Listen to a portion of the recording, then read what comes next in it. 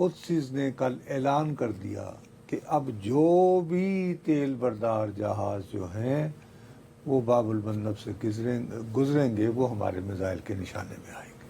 آج پاکستان کو بالآخر یہ باقاعدہ یہ بہت سخت زبان میں اعلان کرنا پڑا ہے، اگر کوئی ایسا جہاز جو کہ پاکستان تیل لے کر آ رہا ہوا اس پر اگر حوثی حملہ ہوئے تو ہم اس کو جو ہے وہ اپنے اوپر ایک گریو ایک جارحانہ حملہ تصور کریں گے اور اس پہ ریئیکٹ کریں گے، اس کا رد عمل دیں گے۔ اگر اب کچھ واقعہ ہوا کوئی پاکستانی تیل برادر جہاز بھی جو ہے وہ بھی وہاں سے گزرنے ہیں، سعودیز نے بھی اپنے جہاز وہاں سے بھیجنے ہیں، تو پاکستان اس پریس ریلیز کے بعد اگر حملہ کر دیتا ہے تو ایک طرف وہ سازش ہے ایران کے ساتھ اور دوسری طرف ان کے ہی اتحادیوں پر حملے ہو رہے ہیں، تو پاکستان کے لیے سچویشن کیسی ہوگی؟ امریکی صدر صاحب نے یہ فرمایا ہے کہ آبنائے ہرمز سے جو بھی جہاز گزرا اور اس کو روکنے کے لیے اگر ایران نے کوئی میزائل، کوئی راکٹ یا ڈرون یا کوئی اور اس طرح کا ہتھیار استعمال کیا تو ایک جہاز پر حملہ ہوا، تیل بردار جہاز پہ، تو اس کے جواب میں امریکہ جو ہے وہ ایک پل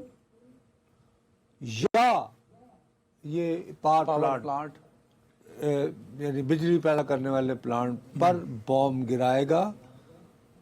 خاص طور پر انکلوڈنگ وہ والے پل اور بجلی پیدا کرنے والے پلانٹ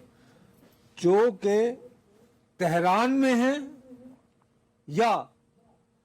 تہران کے یا قریب ترین مضافات میں ہیں، یہ تو انہوں نے فرمایا۔ چلیں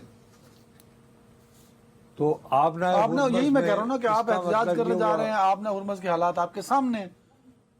تو یہ تو صرف اب آپ کو یاد ہوگا سب سے پہلے ہم ہی نے اس پروگرام میں اپنے دیکھنے والوں کو تفصیل سے بتانے کی کوشش کی تھی کہ آبنائے ہرمز کا ایک متبادل راستہ موجود ہے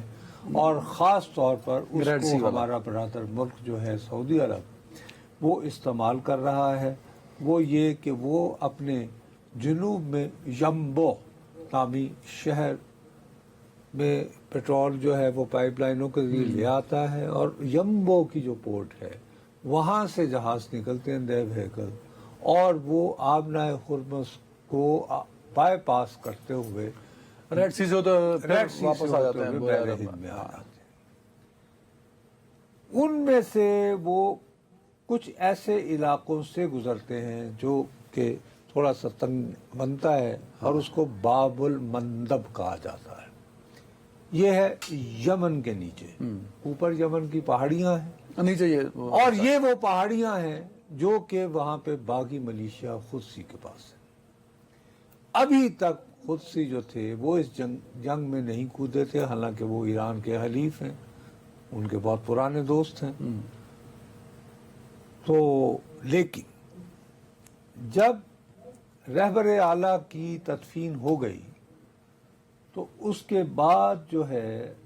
حوثیوں کا جو وہاں پہ گیا ہوا تھا وفد،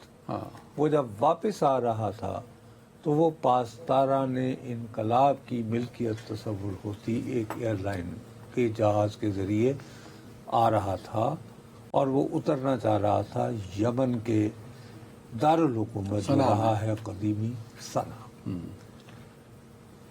تو سعودی عرب نے نہیں، یمن کی جو دوسری حکومت ہے جس کو اقوام متحدہ بھی تسلیم کرتی ہے اور باقی لوگ بھی کرتے ہیں، انہوں نے کہا کہ جی ہمیں اطلاع ملی ہے کہ آپ اس میں اسلحہ لا رہے ہیں، آپ اس میں اور میزائل لا رہے ہیں اور پلس آپ ایرانی ایکسپرٹس بھی لا رہے ہیں اپنی تربیت کے لیے، تو ہم تو نہیں اترنے دیں گے، آپ برائے مہربانی مت آئیے۔ وہ ان کی بات نہیں مانی گئی تو انہوں نے اس ایئرپورٹ پہ حملے صنعا ایئرپورٹ پر حملے کی۔ اس کے جواب میں حوثیوں نے کیا کیا کہ انہوں نے سعودی عرب کے جنوب میں حملے شروع کر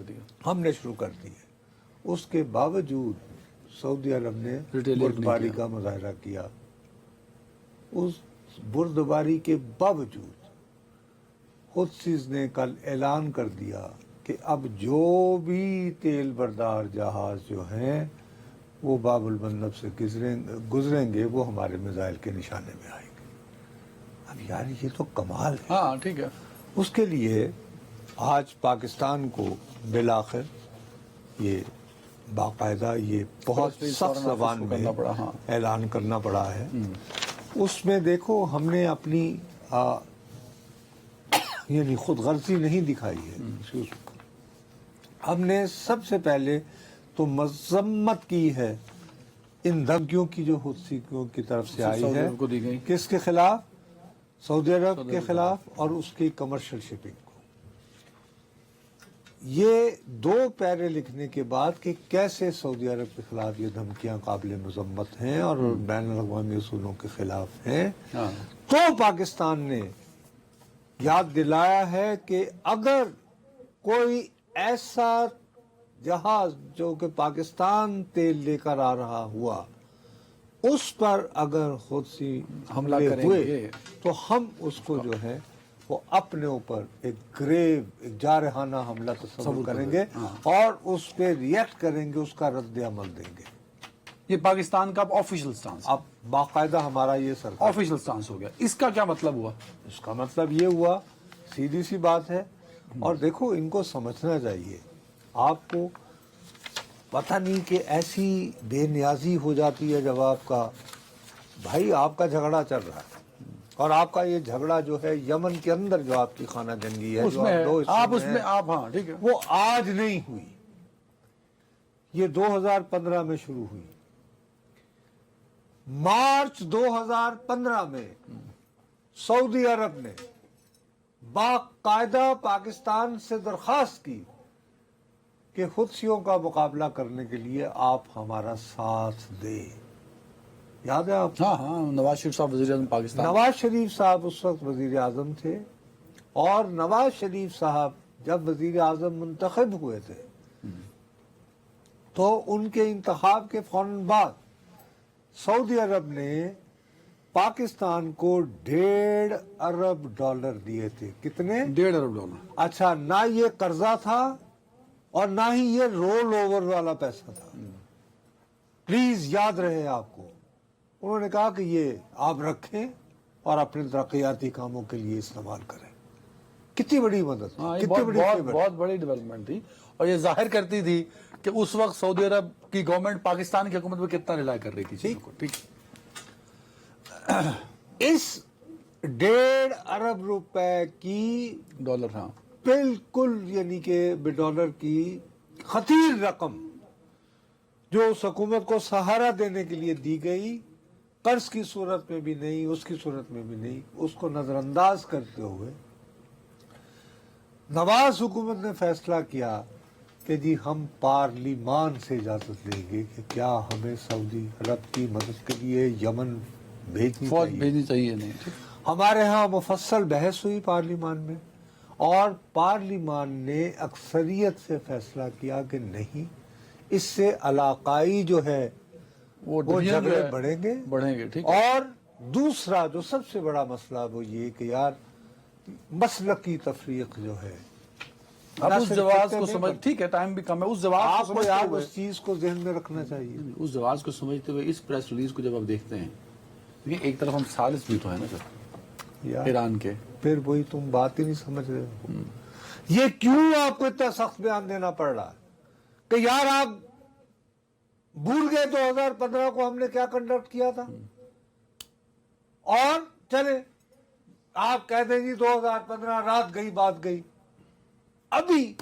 2 دن رہ کے گئے ہیں ایران کے وزیر داخلہ ہمارے ہاں، اور کس طرح دن رات ایک کر کے پاکستان نے ہاں ایران اور امریکہ کے درمیان وہ مفاہمتی یادداشت کروانے کی کوشش کی، کس حد تک گئے؟ بہت کوشش کی پاکستان نے۔ تو یار بات یہ ہے کہ آپ جن کے دوست بنے ہوئے ہیں، حوثی کیوں شامل ہونا چاہتا ہے مڈل ایسٹ کے اس کانفلکٹ میں؟ ہم بھی تو پڑے ہیں راہوں میں، اور دوسرا یہ کہ اچھا ٹھیک ہے اب ایران ہے تو ہم بھی ہیں، ہماری یہ اگر- ایران کی خواہش ہے کہ یہ پوائنٹ وہاں کھلے؟ مسئلہ یہی ہمارے ساتھ جو بدقسمتی یہ ہوتی ہے نا کہ ہم یہ کہتے ہیں، اب یہ فرض کر لیتے ہیں کہ جی جیسے ایک زمانے میں کہا جاتا تھا طالبان جی پاکستان کی مرضی کے خلاف تو وہ کچھ بھی نہیں کر سکتے، ہر چیز جیسے وہ پوچھ کے کرتے ہیں. بابا یہ پروکسیز ہوتی ہیں، یہ ان کی ان کے اپنی اپنے interest لڑائی بھی ہے نا، ہے، ٹھیک ہے. ان کی اپنی لڑائی آج سے نہیں ہے، 1960 کی دہائی سے ہے یار. 1960 کی دہائی سے یہ مختلف شکلوں میں یمن کی خانہ جنگی جاری ہے. اس میں اس وقت ایسی صورتحال بن گئی ہے کہ حوثی جو ہیں وہ ایرانیوں کے بھی ساتھی ہو گئے، اور جو دوسری حکومت ہے اس کو جیسے عالمی برادری کے ساتھ ساتھ سعودی عرب کی مدد بھی شامل ہے. اچھا، اب اس میں جو ایک لنگر گپ ٹائپ ہے یا لوگ جو اپنے تجزیے کر رہے ہیں اس پریس ریلیز کے بعد، وہ یہ ہے کہ جی اگر اب کچھ واقعہ ہوا، کوئی پاکستانی تیل برادر جہاز بھی جو ہے وہ بھی وہاں سے گزرنے ہیں، سعودیز نے بھی اپنے جہاز وہاں سے بھیجنے ہیں، تو پاکستان اس پریس ریلیز کے بعد اگر حملہ کر دیتا ہے تو ایک طرف وہ سازش ہے ایران کے ساتھ، اور دوسری طرف ان کے ہی اتحادیوں پر حملے ہو رہے ہیں، تو پاکستان کے لیے سچویشن کیسی ہوگی؟ 10 سیکنڈ. یار ایک سمپل سی بات ہے، تمہارا یہ خیال ہے کہ یہ بات ہم نے ایران کو کنوے نہیں کر دی ہوگی، اور ایرانی جو ہیں وہ کیا وہ واقعتاً وہ چاہ رہے ہیں کہ وہ انگریزی والے وہ they would like to burn all their bridges. Why؟ ٹھیک ہے، ان کے پاس اگر واحد قابل اعتماد کوئی میڈیٹر رہ گیا ہے، اور وہ خود کہتے ہیں، ہاں صحیح ہے، ٹھیک ہے ٹھیک ہے. تو یہ ایک قسم کا ایران کو یعنی یہ برملا یہ ہے. ورنہ دیکھو نا، جو ایران کے وزیر داخلہ آئے ہوئے تھے اس کے اندر انہیں کوائٹلی خاموشی سے یہ بات کہی جا سکتی تھی. یہ اعلان اس لیے کیا گیا ہے کہ ہم نے ایران سے درخواست کی ہے ایک حوالے سے،